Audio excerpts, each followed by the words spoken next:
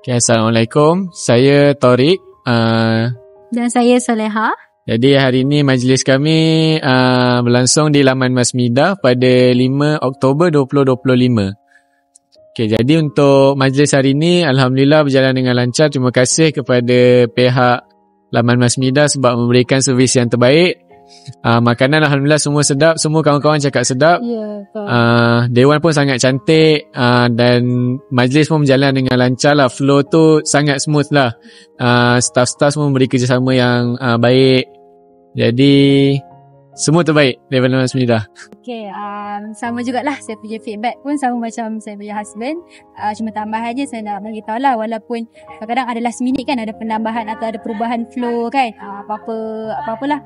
Tapi still kata pihak Laman Masmidah masih kata boleh kata catch up lah dengan kita orang punya macam demand. Yes, demand lah kata kan.